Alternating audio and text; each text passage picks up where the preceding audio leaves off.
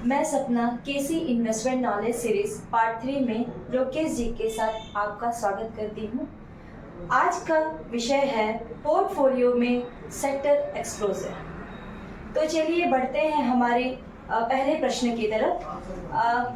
लोकेश जी, हमारा पहला प्रश्न यह है कि किसी भी म्यूचुअल फंड में सेक्टर एक्सपोजर जो होता है वो क्या होता है?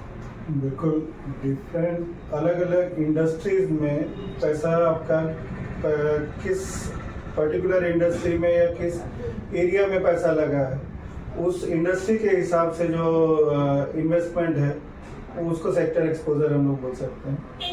और ये बेसिकली आपका डिफरेंट इकोनॉमिक साइकिल को भी आइडेंटिफाई करता है कि किस सेक्टर में कहाँ आपका मूवमेंट हो रहा है, किस सेक्टर में आपका ज़्यादा एक्सपोजर हो रहा है या पैसा ज़्यादा लग रहा है, ये कम लग रहा है, उसके ऊपर ये डिपेंडेंट है।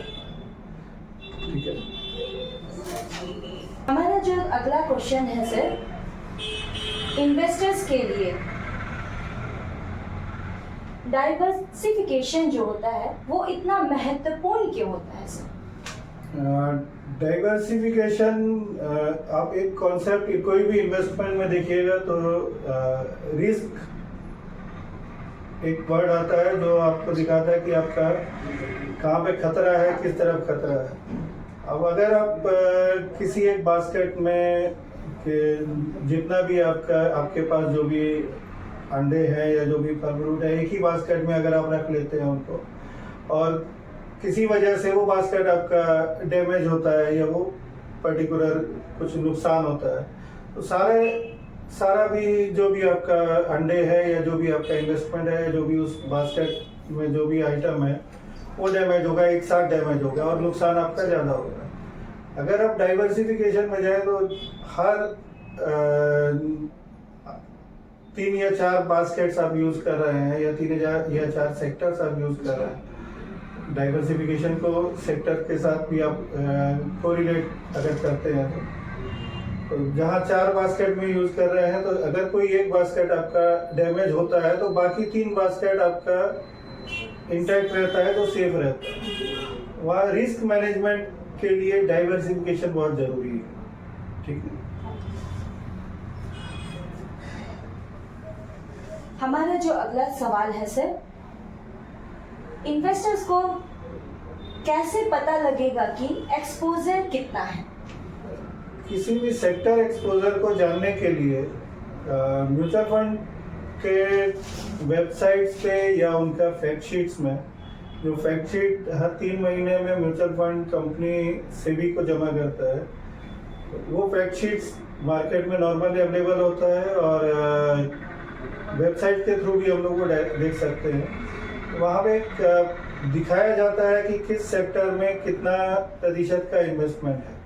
मान लीजिए कोई आईटी सेक्टर में है 10% है, किसी डिफेंस सेक्टर में 20% है, फार्मा सेक्टर में 5% है। ऐसा करके आपका पोर्टफोलियो का एक प्लान दिया जाता है जिसमें आप आराम से देख सकते हैं कि किस सेक्टर में कितना उस फंड ने, उस स्कीम ने एक्सपोजर लिया। सर चलिए अब हम अगले क्वेश्चंस की तरफ बढ़ते हैं जी। इकोनॉमिक सेक्टर से निकलने के लिए इन्वेस्टर्स को कैसे मार्गदर्शन करना चाहिए? इकोनॉमिक साइकिल जो होता है, आप एक इसको एग्जांपल पे अगर समझिएगा कि 2019-20 में कोविड का इम्पैक्ट आया बाजार में, तो उस समय में कौन सा ऐसा एरिया था जिसका सबसे ज़्यादा मार्केट में ज़रूरत पड़ा? मेडिसिन्स का। उसके बाद गवर्नमेंट ने अपना इकोनॉमी को रिवाइव करने के लिए जो एक्शंस लिए, मैन्युफैक्चरिंग सेक्टर में उन्होंने काम किया, उन्होंने मेक इन इंडिया प्रोजेक्ट्स पे काम किया उन्होंने। तो अब ये जितने भी बातचीत हो रहा है इसमें किसी इकोनॉमिक साइकिल को दर्शा रहा है। अब आप मेडिकल कंटीजेंसी से या कोविड से जूझ रहे हैं तो किसी एक सेक्टर को ज़्यादा आपका एक्सपोजर मिलेगा, तो वो एक्सपोजर उस समय पे फार्मा सेक्टर को मिला। जिसके चलते फार्मा सेक्टर की जितनी कंपनियां थी उन्होंने बहुत अच्छा प्रदर्शन किया और उनके जो प्रदर्शन से प्रॉफिट सबसे ज़्यादा फार्मा सेक्टर को मिला। तो ये एक इकोनॉमी साइकिल था जो फार्मा को बेनिफिट किया। आने वाला इकोनॉमी साइकिल किस चीज़ को बेनिफिट करेगा वो आपको देखना होगा, ये वो हम लोग को समझना होगा। एक समय पे आईटी सेक्टर में बहुत तेजी था, जब हमारा देश कंप्यूटर को और ये सब चीज़ों को, आईटी सेक्टर को बहुत महत्व दे रहा था, नया नया हम लोग सीख रहे थे। वो एक इकोनॉमिक साइकिल था जो जिसने आईटी सेक्टर को बेनिफिट किया।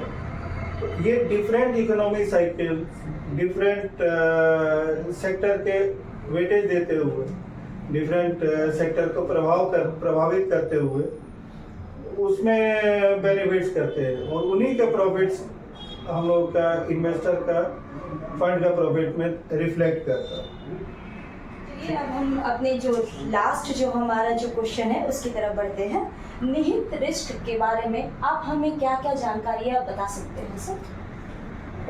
रिस्क हर चीज़ में होता है और इन्वेस्टमेंट या जो भी हम लोग करते हैं, इन्वेस्टमेंट या प्रॉफिट्स के लिए जो भी हम लोग इन्वेस्टमेंट करते हैं उसमें रिस्क इन्वॉल्वमेंट कितना है, क्या है, ये जानना हम लोग के लिए बहुत ज़रूरी है। हम लोग का इन्वेस्टर्स के लिए भी जानना ज़रूरी है।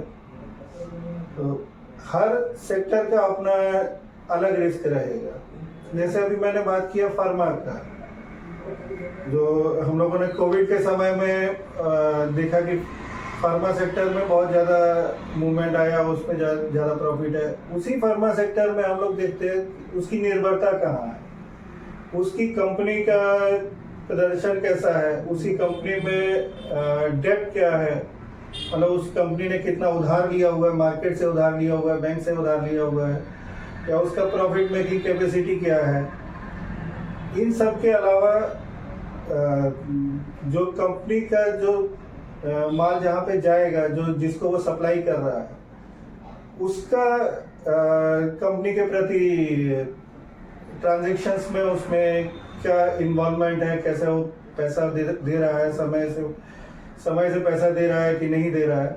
ये सब जो प्रश्न है, ये सब जो फैक्टर्स है, ये सब रिस्क को भी दर्शाते हैं। मान लीजिए कोई कंपनी विदेश को माल सप्लाई कर रहा है और किसी वजह से उसने विदेशी गवर्नमेंट ने उस कंपनी का माल रोक दिया, तो उसका पूरा सप्लाई इम्पैक्ट होगा, उसका प्रॉफिट्स इम्पैक्ट होगा, जिसके चलते उसको लॉस हो सकता है।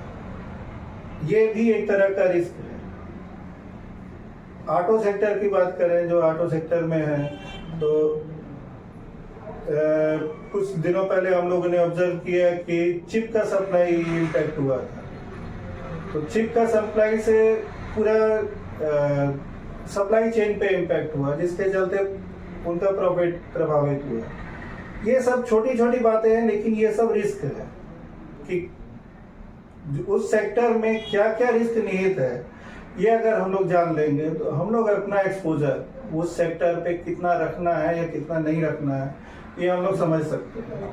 और उस सेक्टर के प्रॉफिटेबिलिटी को उसी रिस्क के हिसाब से, रिस्क वर्सेस रिवार्ड के रेशियो में अगर हम लोग सेट करेंगे तो हम लोग आगे इन्वेस्टमेंट को और अपना सेफ और प्रॉफिटेबल बना सकते हैं।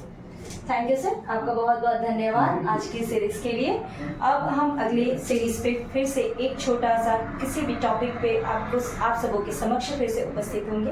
तब तक के लिए हमें धन्यवाद।